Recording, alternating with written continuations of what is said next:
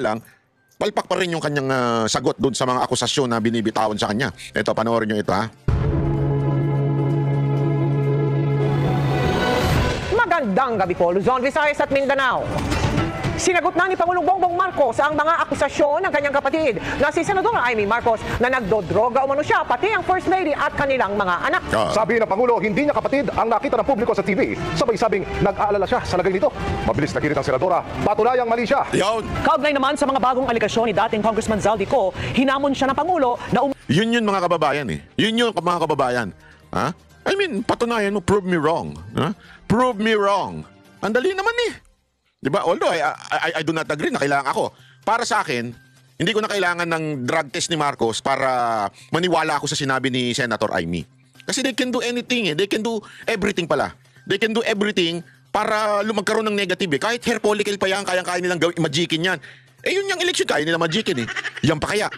Hindi, imagine niyo yun mga kababayan. Kaya ako, hindi ako, although maraming nananawagan na hair follicle, pero ako, hindi ako sold dyan. Walang kwenta yung hair follicle na yan. Mamaya, ano pa nga, sa tingin ko, huwag nyo na i-push. Mamaya magpa-hair follicle yan, lumabas dyan, negative. Eh di, ipagmamalaki pa nila. Pero ang dali lang kasing gawin noon eh. Tangina, ako yan. O, presidente ko, laki-laki ng pera ko. O, sabihan mo lang yung ano dyan eh. Ano gusto mo? Ha? Ano yung maggagawa ng resulta? Ano gusto mo? Bigay ko sa'yo lahat. O, plus 1 billion. Lagay mo lang dyan, negative. Yeah, ang daling gawin noon. Bakit mo pa paniniwalaan yun? They can do everything. They have the money, they have the power. Pag tumanggi, tatanggi ka? May gusto mong gawin namin yung ginawa kaya, no? Ganun, di ba? Kaya ano yung kalokohan niyan? Pasensya na kung tatablayin ko yung mga humihingi ng hair follicle. Hindi ko kailangan yan. Ngayon, dito sa sagutan ni Marcos at saka ni Amy, na sinasabi niya nga, prove me wrong, sabi ni Senator Amy, yun lang naman yun eh. Ang simple-simple eh. Prove me wrong. Sabihin mo sa akin. Kasi ito ang matindi dito eh. Ang daming sinasabi ni Marcos, pero hindi niya sinagot ni isang akusasyon sa kanya. Kaya, eto, panoorin nyo. Tuloy natin. Uwi at harapin ang mga kaso. Nakatutok si Ivan Mayrina. The lady that you see talking on TV is not my sister. AI daw. Hindi daw niya sister yun, AI. It's either AI yun o impersonator. Yeah? Bukas sa bukas din, naglalabas si Auntie Claire, sasabi niya, that's AI. The president. Kasi sabi dito, that's not my sister. Eh, alam mo naman to si Auntie Claire. Yung utak nito, parang hindi abogado eh. Yeah? So baka sabihin niya bukas, tingnan nyo na, sabi ni Marcos, AI daw yan. Baka naman impersonator. Di ba? Kasi maraming, alam mo ito sa Pilipinas, marami tayong haka-haka eh. Hindi, alam mo kaya minsan nakakaano eh, kasi kaya tuloy nabudol kayo eh. Hindi, totoo, ang dami sa inyo nabudol dahil sa putang, iniiwasan ko na nga magmura.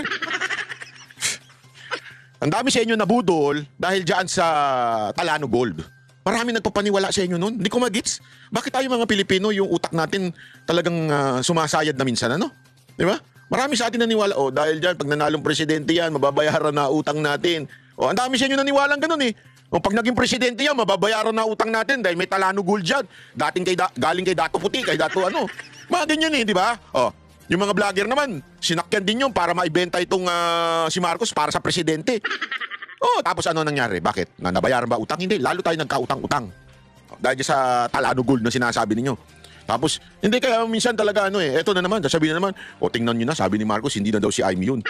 Baka ano na lang niya yan, kaluluwa na lang niya yung nagsalita. O baka naman AI yan. Ang dami nating conspiracy theory sa utak natin eh. Hindi ko maintindihan, ano ba talaga, sabog na ba talaga kayo lahat? Di ba? Hindi, kawawa si Marcos dito. Akala niya nakatulong yung sagot niya? Hindi nakatulong. Hindi nakatulong yung sagot niya. Kasi sa pagsagot niya, hindi niya nakilala daw si Amy. Ang ganding nung banat ni Amy. Mamaya, tingnan nyo. Ito ang reaksyon ni Pangulong Bongbong Marcos nang tanungin siya tungkol sa pahayag ng kanyang kapatid na si Senadora Amy Marcos sa rally ng Iglesia ni Cristo noong nakaraang Lunes. Matid ko na na nagda-drug siya.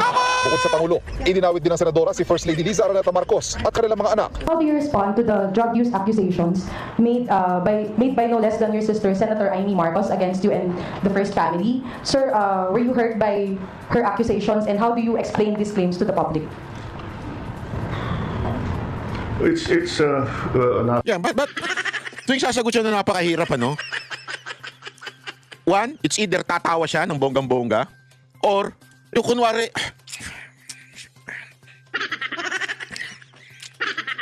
ang daling sagutin eh. It's not true. Ganun lang, Ano ka napuposes? Zombie? Kailangan pa mag-aanarting ganun? Di ba? Tingnan nyo, nag-iinarte pa ito eh. by her accusations, and how do you explain these claims to the public?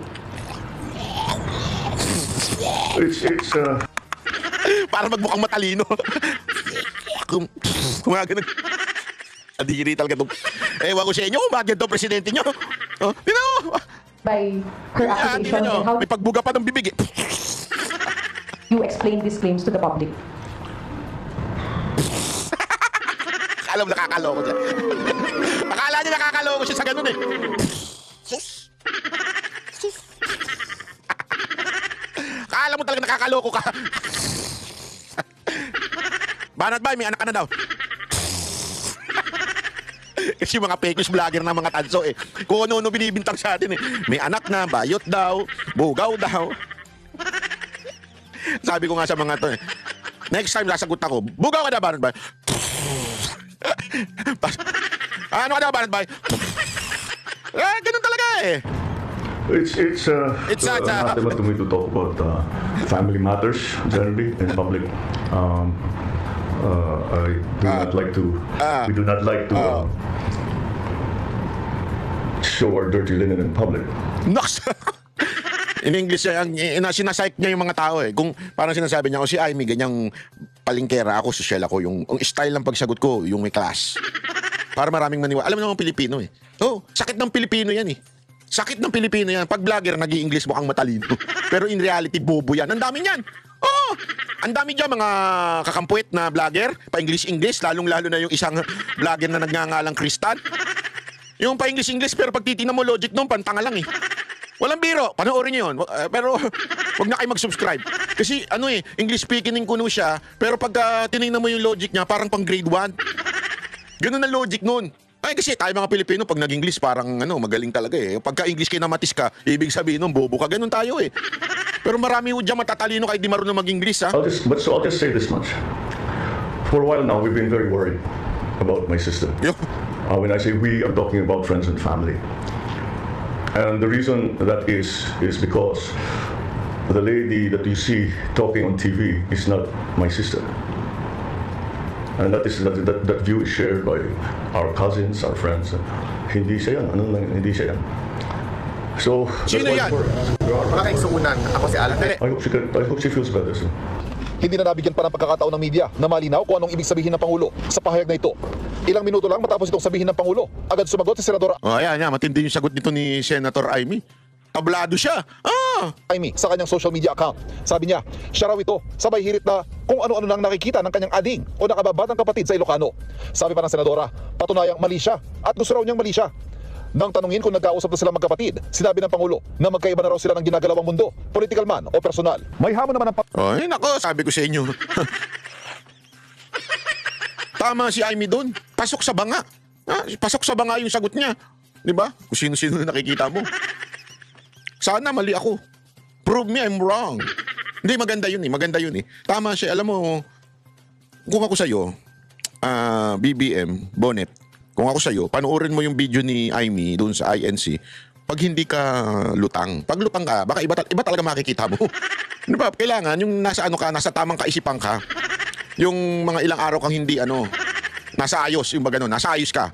Yung kalagayan ng utak mo dapat nasa ayos. Kasi pag, alam mo na, yung sabi ni Amy, di ba, na breakfast mo. Ay pag ganun talaga, wow, pre. Si Amy ba yan, pre?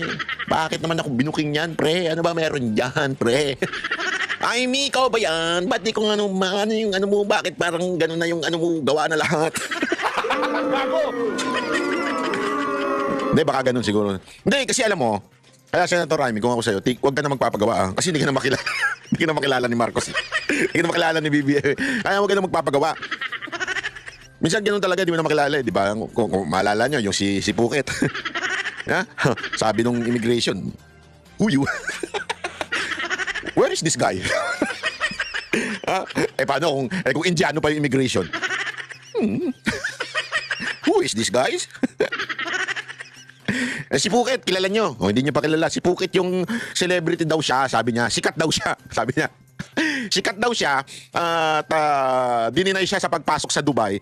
Pero hindi ang dahilan dahil sa hindi lang niya kamukha yung nasa picture, pero Kasi doon, maganda nga yung paliwanag ng isang ano doon ng isang OFW doon. Sa Dubai daw kasi, paglabas mo pa lang ng eroplano, puno na ng CCTV yan, tapos inoobserbahan na yung iyong galaw.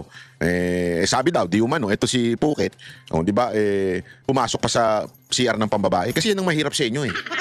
Sorry to say ha, at ito, prangkahan tayo. Kayong mga pangit kasi pag bading, hindi pwede. Kayong mga nagfi-feeling na may ek-ek, huwag na kayong pumasok kasi sa CR ng babae. Alam mo, kahit anong gawin ninyo, nakaka-offend kayo. Pagpapasok kayo sa CR ng babae. Di ba? Kung ayaw niyong pumasok sa CR ng lalaki, at feeling ninyo may ek-ek na kayo, mag-CR na lang kayo sa kanto sa labas. Sa pader, itaas niyo yung paa niyo parang aso. Ganun.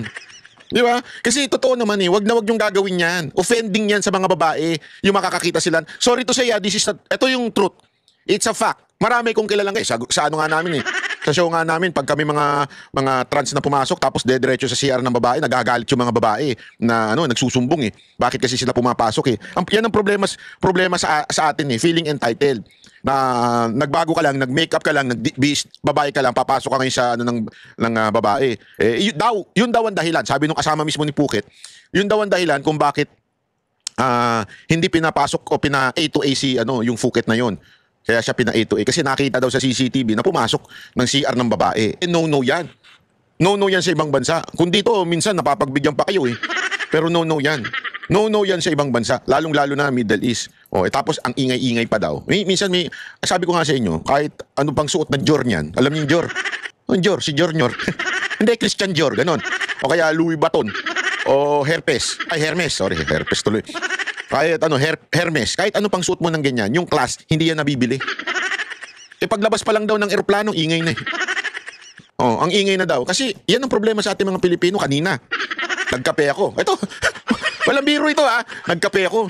May bidabidang bakla doon, ang ingay sa loob ng kapihan. Gusto ko nang sitahin Sa totoo lang, gusto ko nang sitahin Bakit ang ingay mo? Ano ba? Kulang ka ba sa pansin? Hindi ba pwedeng hindi ko naman sinabing huwag kayo mag-usap. Pwede ba kayo mag-usap pero yung mahina lang. Kailangan mo pang iparinig sa iba yung usapan ninyo. Sana kung matalino kang animal ka. Ang bobo ng logic mo alam mo bakit? Ipinasok niya yung politika. Ito, may pagkakakampuit. Tapos ang ingay-ingay niya as if, alam mo yun, as if tama yung mga logic niya. Hindi, sabihin na natin, maybe I do not agree with you. I really do not agree with you. Pero pwede bang hinaan mo yung boses mo? Kahit ano pa topic mo, pangit yung bunganga mo. Ingay-ingay yung mga kayo, kaya kayo kaya kayo, di ba para siya sabi na nadidiscriminate. Hindi, nadidiscriminate kayo sa ugali ninyo. Yan ang katotohanan pasensya na kayo Marami akong kaibigang LGBTQRSTYUZ. Matitino naman di ba? Pero minsan talagang meron lang na galing palengke. Ganun daw yung nangyari kay Phuket. Sabi nung kaibigan ni Phuket. Ang ingay daw Kaya tuloy naririnig na ng buong na napapareact na yung tao, kaya tuloy na A to A. Ba't ko ba kinikwento ito? Hindi ko rin alam, pero sinasabi ko lang sa inyo, pag kayo nagpunta ng ibang bansa, huwag kayong maingay. Huwag niyong dalhin yung pag-injolog ninyo. Pangulo kay dating Congressman Zaldico na nagdawit sa kanya sa anomalya sa flood control projects. Bago humarap ang Pangulo sa press conference ngayong hapon, naglabas ng video si Zaldico na nagdedetalye ng mga delivery ng bilyong pisong naging parte umano ng Pangulo sa anomalya. Mahaba nang naging mga usapan natin tungkol sa fake news. Anyone can go online and make all kinds of claims and say all kinds of things. Paulit-ulit. But it means nothing. For it to mean something, umuwi siya rito. Harapin niya yung mga kaso niya. Wow, kapag nagtatago. Atural, presidente ka Wala naman magtago ka, presidente ka. Kahit ayaw namin, wala kaming choice. Hindi kasi ang lakas ng loob nito mga hamon kay Zaldico, di ba? Nahamon niya. Umuwi ka, sagutin mo itong mga to. Bakit ako? Di ako nagtatago. Natural, hawak mo lahat Ikaw nasa kapangyarihan, ikaw may hawak sa pulis, sa AFP, sa NBI, sa'yo lahat. Baka nga pati sa'yo na Di ba? Hawak mo lahat, tapos sasabihin mo, di ka natatakot. Ba't di siya umuwi? Bakit? Ba't mo gusto umuwi? Totoo ba yung sinasabi ni Zaldico? Hindi, yan ang tanong ko sa'yo, Mr. President. Kahit ayoko sabihin yan, yung salitang President. Mr. President Bongbong Marcos, bakit mo pinauuwi si Zaldico? Sabi ni Zaldico, may balak daw, papatay siya O ba't mo pinauuwi? Ako nagtatanong lang Anong plano? Bakit yung pinauuwi si Zaldico? Ay! Di ba sabi ni Zaldico Sabi ni Zaldico, may plano daw sa kanyang yariin daw siya. ano siya tapos pinauuwi ni Marcos. Bakit? Magkakaroon ng papalitan ng pangalan ng airport? Zaldico na? Hindi na Ninoy Aquino? Zaldico International Airport na? Bakit yung pinauuwi? Huwag yung pinauuwi.